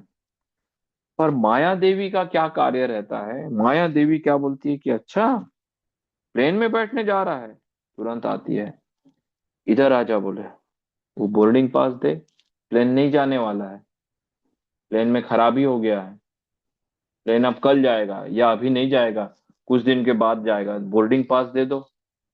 और बोले जाओ बाहर जाके देखो, एयरपोर्ट के बाहर जाके देखो, मजा करो वहां पे, खाओ पियो, कितना मजा आ रहा है वहां पे, ये पास लेके क्यों खड़े बैठे हो यहाँ पे? तो इसीलिए हमको जब ऐसा विचार आता है कि अरे हाँ, ये माया देवी हमको बहुत प्रलोभन दे रही है और मैं इस प्रलोभन में आ जाऊंगा, तो हमको क्या करना चाहिए उस समय? फिर से हमको संग में आना चाहिए। किसके? भक्तों के संग में। मंदिर जाके हमको Shrimad Bhagavatam, Sunday feast lecture सुनना चाहिए, भक्तों के संग में आना चाहिए, ताकि हम किसी भी इस पे हम माया देवी को अपना बोर्डिंग पास नहीं देंगे। भक्तों के संग में रहेंगे, गुरु के सानिध्य में रहेंगे, गुरु के प्रतिनिधियों के सानिध्य में रहेंगे, श्रीला प्रभुपाद के प्रतिनिधियों के सानिध्य में, उनके संग में रहेंगे, ताकि हमारी चेतना हमेशा बनी रहे कि हमको माया देवी को सरेंडर नहीं करना है, कृष्ण की शरण ग्रहण करेंगे, और जब भगवत धाम जाने का बुलावा आएगा तब हम भगवत धाम जाएंगे। तो कहने का तात्पर्य यही है कि हमेशा हमको भक्तों के संग में रहना सबसे ज्यादा इंपॉर्टेंट है। यदि हम संग नहीं करेंगे, अकेले अकेले ही घर में सब कुछ करने का प्रयास करेंगे, तो संभव नहीं है। श्रीला प्रभुपाद ने 750 800 मंदिर उनकी कृपा से इस पूरे विश्व भर में बने हुए हैं। क्यों बनाए हैं? हम जैसे बद्ध जीवों के लिए, ताकि हम वहां पर जाके भक्तों का संग करें। हाँ, और भक्तों का भी संग कैसे करें? ऐसे भक्तों का संग करें जो हमसे भक्ति में उन्नत हो। हाँ, जो हमारे हमसे भी भक्ति में थोड़ा सा नीचे हैं, ऐसे लोगों का संग नहीं करना चाहिए। वो हमको दिख जाता है कि वो हमेशा कृष्ण कथा के करेंगे, कृष्ण के बारे में चर्चा करेंगे, आपको कुछ पॉइंट्स बताएंगे। हाँ, या फिर ऐसे भक्तों को देखना चाहिए जो मंगल आरती जाते हैं, तोला माला जप करते हैं, उनसे पूछना चाहिए, प्रैक्टिकल टिप्स लेना चाहिए कि कैसे मैं प्रयास करूं कम से कम हफ्ते में एक दिन आने का, या महीने में कम से कम 2 दिन आने का, या जब फेस्टिवल्स आते तब आने का। तो ये सब पूछने से क्या होता है? हमारी भी भक्ति की वृद्धि होती है, और हमारा ऐसे जो सीनियर डिवोटीज हैं उससे हम जब आदान प्रदान करते हैं, तो वो बहुत बहुत सारी गुह्य गुह्य चीजें हमको बताता है जो हमको पता नहीं रहती है। वो ऐसी ऐसी चीजें हमको बताते हैं कि जो हम पुस्तक पढ़ने से भी वो रियलाइजेशन हमारे जीवन में नहीं आ पाएगा। तो इसीलिए हमको भक्तों का संग हमको हमेशा करते रहना चाहिए। भक्तों का संग यदि हम नहीं करेंगे ना, तो बहुत मुश्किल हो जाएगा। इसीलिए संगे शक्ति कलियुग यहाँ पर ये बताया गया है। तो तो यहाँ पर आपका ये पूरा आईडीसी कोर्स यहाँ पर ये समाप्त होता है। तो हमने क्विकली हम रिवाइज कर लेंगे कि हमने क्या क्या पढ़ा इन 3 दिनों में। तो हम यहाँ पर देख सकते हैं कि सबसे पहले तो हमने गुरु तत्व, गुरु के प्रकार और गुरु परंपरा प्रणाली के बारे में पढ़ा, और ऋत्विकवाद का जो खंडन होता है इसके बारे में भी पढ़ा। इसको आप ध्यान से इसको बुकलेट में पढ़िएगा कि क्यों ऋत्विकवाद का खंडन करते हैं, 3 या 4 पॉइंट में उसको थोड़ा सा देखिएगा उसको अच्छे से। इस्कॉन के संस्थापक आचार्य के बारे में देखा, और इस्कॉन में श्रीला प्रभुपाद का क्या स्थान है वो देखा, और कैसे चैतन्य महाप्रभु भगवान के शक्ति प्रदत्त प्रतिनिधि हैं। हाँ, हाँ, और इस्कॉन के अंदर गुरु का क्या एक मनोभाव रहता है, इस्कॉन गुरु का, इस्कॉन के अधिकारी और गुरु के निर्देश के बारे में हमने पढ़ा। हमको बाहर के गुरु का संग नहीं करना चाहिए, हमको ये भी पढ़ा। हाँ, और उसके बाद हमने क्या पढ़ा कि गुरु का पादाश्रय, कल जो हमने पढ़ा था, गुरु का पादाश्रय हम कैसे ग्रहण करें। उसमें प्रभुपाद का आश्रय हम लेते हैं, फिर शिक्षा गुरु दीक्षा गुरु का आश्रय लेते हैं, और उसके बाद प्रामाणिक गुरु की योग्यताएं, गुरु के चयन के बारे में हमने पढ़ा कि गुरु का चयन हमको किस प्रकार करना चाहिए, उनकी योग्यताएं क्या क्या हैं।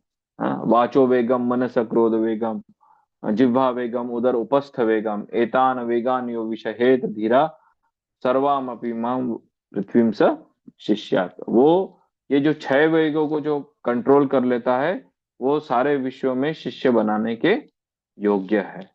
तो ये गुरु की प्रामाणिकता है। गुरु का चयन हम कैसे करते हैं उसके बारे में भी हमने सीखा है, देखा, कल डिस्कस किया था। दीक्षा की क्या प्रतिज्ञा होती है, 16 माला जप, 4 नियमों का पालन। हाँ, इस प्रकार ये भी हमने देखा। और आज हमने क्या देखा है, आज के इसमें हमने देखा है कि किस प्रकार गुरु की पूजा करनी चाहिए। किस प्रकार हम इस्कॉन के मंदिरों में या सेंटर में हम हमेशा शिला प्रभुपाद की ही पूजा करते हैं। क्यों? क्योंकि वही हमारे पूर्व प्रतिष्ठित शिक्षा गुरु हैं। हाँ, उन्हीं की हम पूजा करते हैं। पर कभी कभी छोटे छोटे सेंटर में या इसमें हम पहले हम अपने गुरु की पूजा कर लेते हैं, फिर शिला प्रभुपाद की गुरु पूजा करते हैं। पर वो मंदिर में नहीं करते हैं, छोटे से रूम में या कहीं पे एकत्रित होके छोटे स्वरूप में हम उसको करते हैं। तो कहने का तात्पर्य है कि हमको अपने गुरु को श्रीला प्रभुपाद से श्रेष्ठ हमको नहीं दिखाना है या नहीं समझना है हमको, क्योंकि वो भी श्रीला प्रभुपाद के ही शिष्य हैं। तो इसलिए श्रीला प्रभुपाद का जो स्थान है इस्कॉन में वो सर्वोपरि है, फिर उसके बाद अन्य गुरुओं का स्थान आता है। इसलिए हमारे संस्थापक आचार्य का स्थान सबसे सर्वोपरि हमको समझना चाहिए। तो इसके बारे में भी हमने देखा गुरु पूजा का क्या महत्व होता है। क्यों हमको बोलते हैं, जैसे भगवान बोलते हैं ना कि मतलब जो मेरा भक्त है वो मेरा एक्चुअली भक्त नहीं है, जो मेरे भक्तों का जो भक्त है वो मेरा भक्त है। तो इसलिए हम गुरु की सेवा करते हैं। श्री गुरु चरण रति यही से उत्तम गति, कि गुरु महाराज के चरण कमलों का आश्रय से ही हमारी उत्तम गति होगी। हाँ, उनका ही आश्रय हमको जय प्रसादे पूरे सर्व आशा। हाँ, चक्षुदान दिलो जय, जिन्होंने चक्षुदान दिया। चक्षुदान दिया मतलब पहले मैं इस संसार को मैं अपने चर्म चक्षुओं से देखता हूँ, अभी मेरे को थोड़ा थोड़ा ज्ञान प्राप्त हो रहा है शास्त्र के माध्यम से, आपकी वाणी के माध्यम से, शिला प्रभुपाद की वाणी के माध्यम से। हाँ, तो ये हमको चक्षुदान कौन दिया है? गुरु दिया है हमको, कि आध्यात्मिक क्षेत्र और भौतिक क्षेत्र में संबंध स्थापित करना।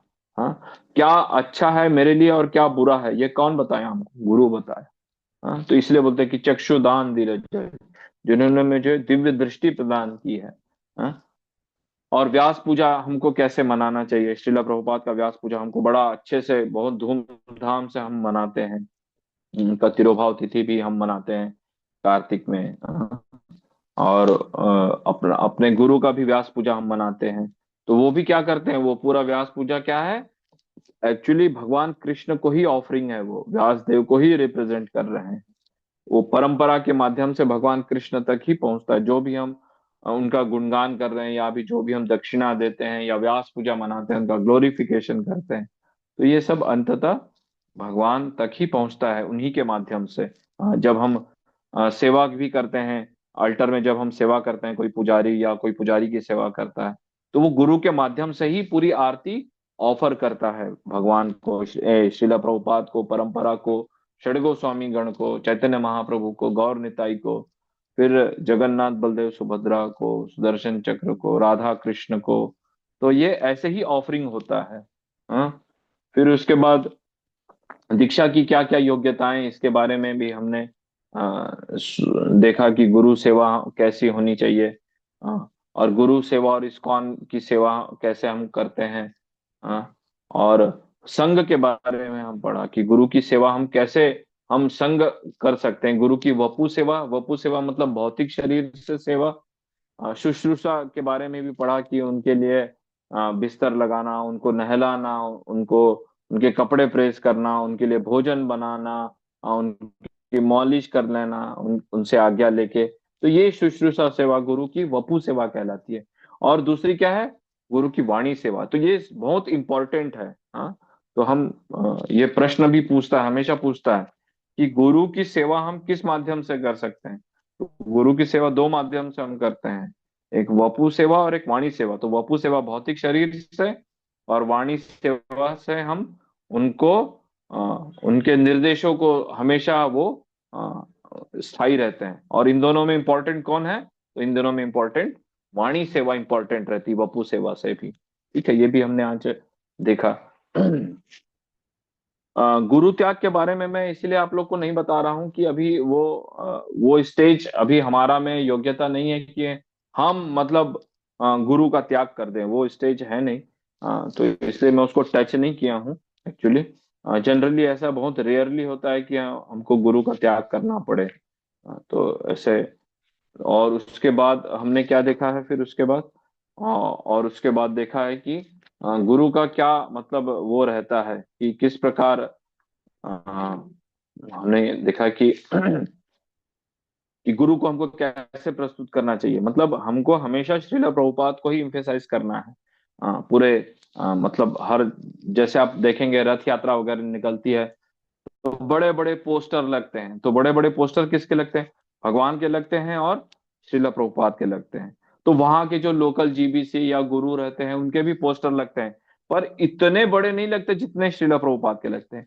छोटा सा पोस्टर या श्रील प्रभुपाद के नीचे ही रहता है, या कोई भागवत कथा करता है तो प्रभुपाद को ऊपर रखता है, फिर उसके नीचे अपने गुरु को रखता है ना। तो ये एक मतलब हम सम्मान प्रदर्शित कर रहे हैं अपने संस्थापक आचार्य के बारे में। इसलिए हमको श्रील प्रभुपाद को हर इसमें हमको सर्वोपरि रखना है ना। तो ये हमको मतलब अपने गुरु को न प्रस्तुत करके हमको श्रील प्रभुपाद को सबसे पहले प्रस्तुत करना है। जैसे हम कहीं प्रोग्राम वोग्राम भी करते हैं बाहर में, तो हम किसका कीर्तन लगाते हैं? हम श्रील प्रभुपाद का कीर्तन लगाते हैं। उनका हमेशा जो मेलोडियस जो कीर्तन है, हरे कृष्णा हरे कृष्णा कृष्णा कृष्णा हरे हरे, हरे राम राम राम हरे हरे। तो ये हमको कहीं भी हम प्रोग्राम वगैरह करते हैं तो हमको ये मतलब लगाना चाहिए ये कीर्तन, हमको ये वाला भी चीज हमको ध्यान रखना चाहिए। और हम इस्कॉन के गुरुओं के, अन्य गुरुओं के साथ हमारे संबंध कैसे हमारे रहने चाहिए, तो हमको सहयोग पूर्ण दृष्टि से हमको मतलब सहयोग पूर्ण संबंध हमको विकसित करने चाहिए। मतलब ऐसा नहीं कि अरे वो इसका गुरु है, इसका वो गुरु है, वो ऐसे ही है, वो ऐसा है। वो ऐसे मतलब ये बुद्धि हमको नहीं रखनी चाहिए। और अलग दृष्टि से भेद करना, ये उसका गुरु है ये ठीक नहीं है, ये उसका गुरु है वो ठीक नहीं है। अल्टीमेटली हम यदि हमारा ब्रॉड विजन हम यदि हम देखेंगे तो एक्चुअली हम सभी श्रील प्रभुपाद के अ, अंतर्गत ही हम वो करते हैं, मतलब आते हैं। श्रील प्रभुपाद ही हमारे पूर्ण प्रतिष्ठित शिक्षा गुरु हैं। हाँ। और ऊपर ब्रॉडर विजन में आप देखेंगे तो यह हम गौड़ीय परंपरा से जुड़े हैं। और ब्रॉडर विजन में बड़े स्वरूप में आप देखेंगे तो हम चैतन्य महाप्रभु का जो भक्ति का जो ये वटवृक्ष है उसमें से एक शाखा मात्र है।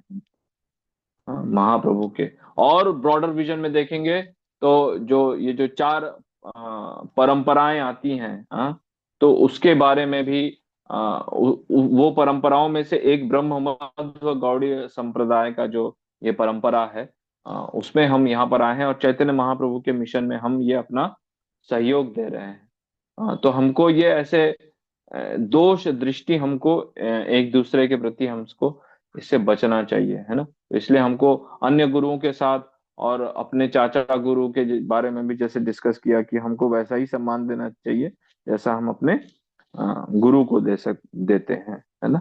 तो ये सारी चीजें हमको ध्यान रखना चाहिए हमको कि किस प्रकार से हम आगे बढ़ सकते हैं यहाँ पर। तो यहाँ पर यही बताया जाता है कि अ, अपने गुरु को प्रस्तुत करना मतलब बोलते हैं कि हाँ, यहाँ पे ये भी है कि हमको यह नहीं कि अपने नाम का जप करने, क्योंकि भक्ति वेदांत स्वामी जैसे शिला प्रभुपाद बोलते हैं कि ऐसा नहीं है कि ठीक है मैं गुरु बन गया तो तुम मेरे ही नाम का जप करो। हाँ, प्रभुपाद प्रभुपाद प्रभुपाद प्रभुपाद भक्ति वेदांत स्वामी, ऐसा नहीं है। हम सिखा रहे हैं, क्या सिखा रहे हैं? शिला प्रभुपाद बोलते हैं कि आप हरे कृष्ण महामंत्र का जप कीजिए। और हम लोग क्या करते हैं कि हाँ शिला प्रभुपाद ने कहा है ठीक है, पर चूंकि शिला प्रभुपाद हमारे संस्थापक आचार्य हैं और हम सभी के शिक्षक गुरु हैं, तो उनके सम्मान में हमको हमारा जो हम महामंत्र शुरू करने के पहले हम शिला प्रभुपाद का प्रणाम मंत्र हम बोलते हैं। उनके प्रति हम अपना आदर प्रस्तुत करते हैं, अपना सम्मान उनको कैसे हम प्रस्तुत कर सकते हैं? उनको प्रणाम करके और उनका जो प्रणाम मंत्र है उसको बोल करके और फिर जय श्री कृष्ण चैतन्य बोल के उसके बाद हरे कृष्ण महामंत्र का जप हमको स्टार्ट करना चाहिए। हाँ, तो इस प्रकार हमको ये देखना चाहिए हमको। तो यहाँ पर ये बड़ा अच्छा है, इसको आप सभी लोग इसको इन सब चीजों को आप पढ़िएगा। इसको समय निकाल के, जैसे आज प्रभु जी ने बताया है कि एक आध हफ्ते के बाद आप लोगों का एग्जाम होगा।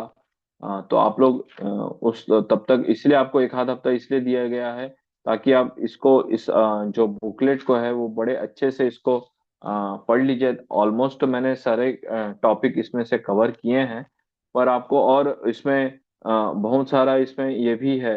मतलब एकदम पीछे आप जाएंगे ना तो इसमें बहुत सारे पुस्तकों के बारे में भी लिखा गया है कि हम कौन सी पुस्तकों का हम वो पढ़ सकते हैं। हमको कौन कौन सी पुस्तकें, एकदम पीछे जाएंगे तो 112 पेज में अलग अलग पुस्तकों के बारे में भी बताया गया है, जैसे आध्यात्मिक और गुरु गुरु और शिष्य जो श्रील प्रभुपाद ने लिखी है।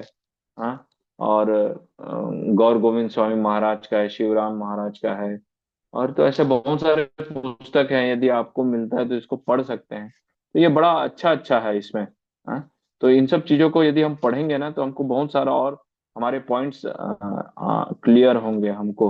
तो इसलिए हमको इन सब चीजों को पढ़ना चाहिए, और इसको पूरा पढ़ के आपको बहुत सारी चीजें समझ में आएंगी। और पॉइंट्स नोट कीजिए इसमें।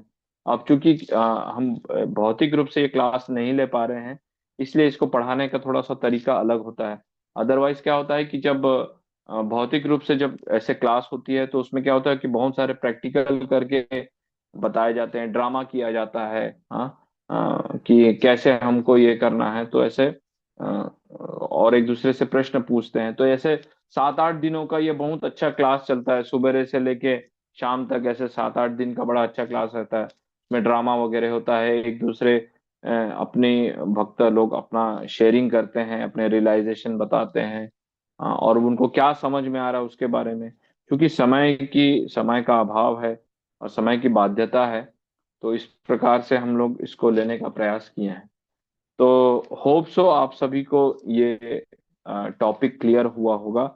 और आपसे पुनः फिर से निवेदन है कि जिनको ये पुस्तिका नहीं मिली है वो डाउनलोड कर लें और इसको पढ़ें इसको। और इसको पढ़ेंगे तभी आप अच्छे से एग्जाम दे पाएंगे। और पढ़ने से क्या है, बहुत सारे पॉइंट हमारे क्लियर होते हैं। और फिर भी किसी का कोई यदि डाउट या प्रश्न है तो वो पूछ सकता है कभी भी। तो आज के टॉपिक में या कल के इसमें यदि 3 दिनों के टॉपिक में भी इससे संबंधित यदि कोई कोई प्रश्न है या कोई टीका टिप्पणी है या कुछ समझ में नहीं आया है तो हम लोग चर्चा इस पे कर सकते हैं, है ना। तो आप सभी सभी को बहुत बहुत धन्यवाद। आप 3 दिनों तक यहाँ पर जुड़े रहे और अपना बहुमूल्य समय और अपना आध्यात्मिक जीवन के प्रति आप इतना सीरियसनेस दिखा रहे हैं। ये सही में एक गुरु के प्रति हम सम्मान प्रदर्शित कर रहे हैं। तो ये सही में हमारे ऊपर कृष्ण कृपा है, परंपरा की कृपा है कि हम ये आज के इस कलयुग में इतने ऑथेंटिक परंपरा से हम जुड़ पा रहे हैं और हम ज्ञान अर्जित कर पा रहे हैं। तो ये सही में भगवान की और विशेष रूप से श्रील प्रभुपाद की हम जैसे बद्ध जीवों के ऊपर कृपा है।